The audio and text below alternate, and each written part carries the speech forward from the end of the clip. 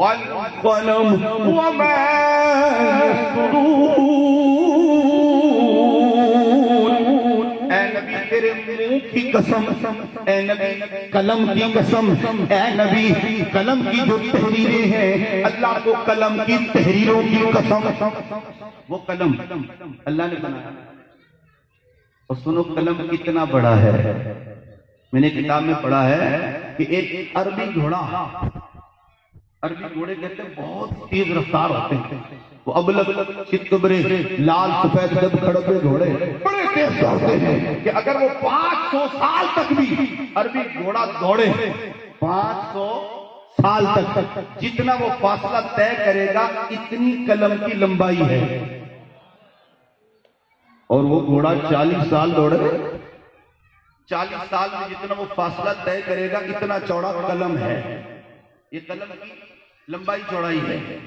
عقل میں آتا ہے؟ نہیں. عقل کو بھی چکر آ رہا ہے، عقل چکرا رہی. تو طفیلی سمجھ میں نہیں آتا، اصل کائنات کیسے سمجھ میں آئے گا؟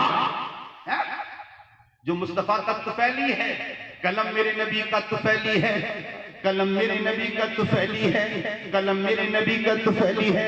اتنا عجیب، اتنا عجیب و غریب، اتنا لمبا کہ 500 سال تک گھوڑا دوڑتا رہے. قلم کی لمبائی جا کے بنے گی 40 سال گھوڑا دوڑتا رہے، قلم کی چوڑائی بنے گی. اتنا عجیب و غریب اللہ رب العالمین نے قلم بنایا. اس سے محمد کے نور کے جناب موتی کے ٹکڑوں میں سے جو دوسرا ٹکڑا، اس سے قلم بنایا. پھر اس قلم کو اللہ نے فرمایا اکتب، قلم لکھ. اللہ کیا لکھو؟ فرمایا جو ہو چکا ہے وہ بھی لکھ، اور جو قیامت تک ہوگا وہ بھی لکھ. اعتراض ہوتا ہے کہ جناب اللہ نے سب سے پہلے قلم کو پیدا کیا ہے. حدیثوں میں اس طرح ملتا ہے. حضور فرماتے ہیں اول ما خلق اللہ نوری، اول ما خلق اللہ القلم، اول ما خلق اللہ الکرسی، اول ما خلق اللہ اللوح. اس طرح کی مختلف روایات ہیں کہ اللہ نے پہلے قلم کو بنایا، روح کو بنایا، لوح کو بنایا، کرسی کو بنایا، میرے نور کو بنایا. فرمایا پہلے محمد کو بنا کر پھر سب کے بعد ان کو بنایا ہے. اللہ اکبر کہہ لیا. قلم کو اللہ نے کہا جو ہو چکا، یہ کہنا بتاتا ہے کچھ پہلے ہو چکا ہے. اور وہ کیا ہوا تھا؟ علماء کہتے ہیں وہ یہ ہوا تھا رب نے اپنا محبوب بنایا تھا.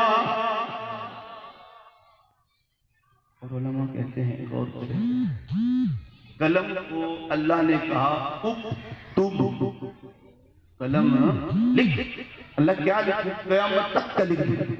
اللہ کے ارشاد میں اتنا فیض ہے، رب کے حکم میں، اللہ جل جلالہ کے فرمان میں اتنا فیضان ہے کہ اے قلم لکھ. بس اتنا قدرت نے کہا، قلم قیامت تک کا عالم ہو گیا. قلم کو یہی کہا نا کہ لکھ. قدرت کی آواز میں اتنا فیض ہے، قدرت کی آواز میں اتنا فیض ہے کہ فرمایا لکھ. مولا کیا لکھوں؟ فرمایا قیامت تک کا لکھ دے. رب کے فرمان میں اتنا فیض ہے کہ قلم کو ایک آرڈر ملا، قیامت تک کا عالم ہو گیا. تو جس یار کو اپنی نگاہوں میں رکھا اس کا علم کتنا اعلیٰ ہوگا. اتنا کم وقت ہے وہ آدمی جو بولتا ہے کہ محمد کو دیوار کے پیچھے کا پتہ نہیں. بے وقوف، جو قلم مصطفیٰ کے نور سے بنا ہے وہ تو قیامت تک کا جانتا ہے. اور حضور جس نے خدا کو بے پردہ دیکھا ہے، بھلا اس سے بھی کچھ چھپ سکتا ہے؟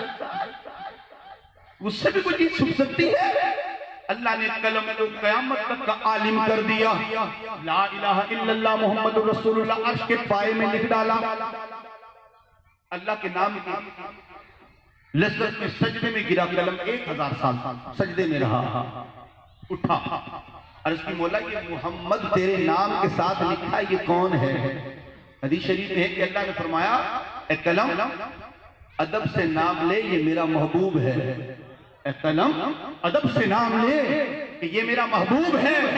اے قلم اگر میں اپنے محبوب کو پیدا نہ کرتا، مجھے اپنی ربوبیت کی قسم، عزت و جلال کی قسم، میں تو اپنا خدا ہونا بھی ظاہر نہ کرتا. میری ربوبیت کا جو اظہار ہے اسی محمد کا صدقہ ہے. حدیث شریف میں آتا ہے کہ قلم غش آ کے گر گیا اور قلم کے بیچ میں سے چیر پڑ گیا. یوں سمجھ لو قلم کا کلیجہ پھٹ گیا. آج بھی کلمے مناتے ہیں، استاد قلم بناتا ٹک لگا کے چیر لگاتا ہے، جب تک قلم میں چیر نہ لگاؤ قلم لکھتا ہی نہیں ہے، قلم لکھتا ہی نہیں ہے۔ کیوں؟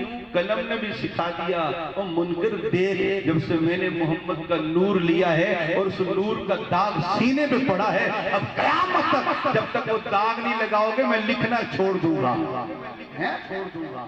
اب کوئی بولے میں تو جناب پار کردہ پین لے لیسا، میں تو ڈالر دا پین لے لیسا، میں تو جناب پین اٹھا لوں گا۔ عقل کہتی ہے تیری عقل تو ویسے عجیب و غریب ہے، مگر غور کر اس پین کے اندر بھی چیر لگا ہوتا ہے، اگر وہ چیر اس نب میں بھی نہ ڈالو وہ سیاہی کو قبول ہی نہیں کرتا۔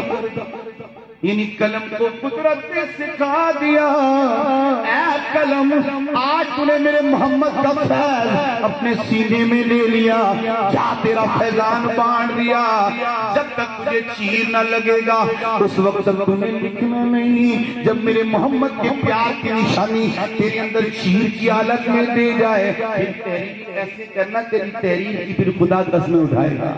کیا؟ والقلم وما